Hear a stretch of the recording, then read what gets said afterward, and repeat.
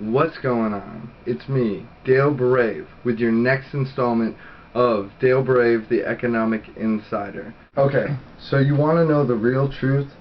The banker bailout, how this all occurred, why didn't the banks have any money, why are American citizens paying for these banks paying trillions of dollars to private offshore banking firms, paying trillions of dollars to bail these people out, and they have the audacity to take the money.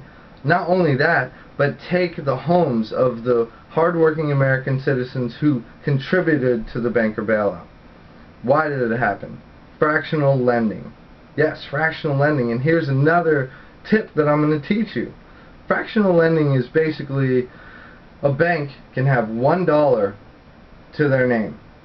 And with fractional lending, they can loan you 10. And that's how the banker collapse happened. Now, it's really simple. So, they have $100,000. They're loaning out $1 million. So, they're destroying our government and our economic system here in America to take our sovereignty, and they're exploiting the whole capitalism factor. Capitalism is make it or break it. And the banks, they gambled with their money, which turned into our gamble, and we had to pay the fee at the casino. So it was a theft. Banks are just making money out of thin air, just typing numbers in the computer. Oh, you need a loan? $1 million? Sure. I have $100,000 in the bank. I'll loan you that. I'll just type it in right here, and then you'll pay me this exuberant interest for money that I just created out of thin air. In some states, they're actually creating new small currencies that are acceptable in those states that are backed by gold and silver.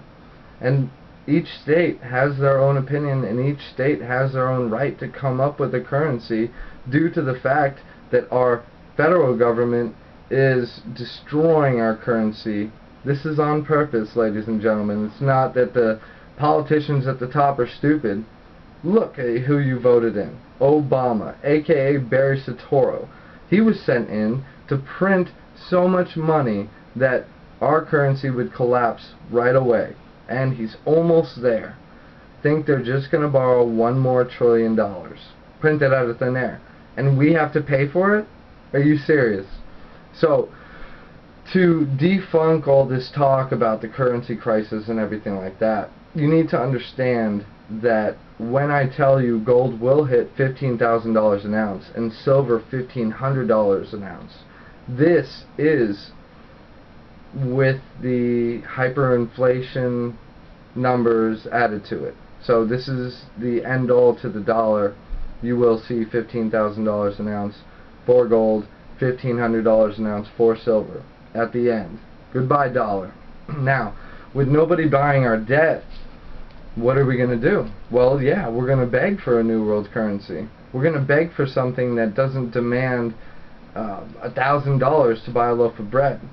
Think about it like this. Before you say that can never happen in this country, it just happened in Russia. 1989, 30 rubles equaled $1. By 1999, 30,000 rubles equaled $1. People were bringing wheelbarrows full of fiat currency, pieces of paper, to buy a loaf of bread. Once you're able to look at things in the way that I do, you'll have a complete understanding of the nature of these false economies going on right now. People printing money out of thin air. What gives them the right to print money out of thin air? What gives Ben Bernanke and the Federal Reserve the right to tell our government, who we elect and put into power, we won't tell you where your money is? The banker bailout. Wow, the biggest theft the world has ever seen so far in its history. You're about to see a little bit more of that theft as we go along. Currently, the CIA, they're taking out the representatives voted into office in the Middle East. They're replacing them with the Muslim Brotherhood. I mean, these are scenarios that you're going to see in your lifetime. Pretty wild, right?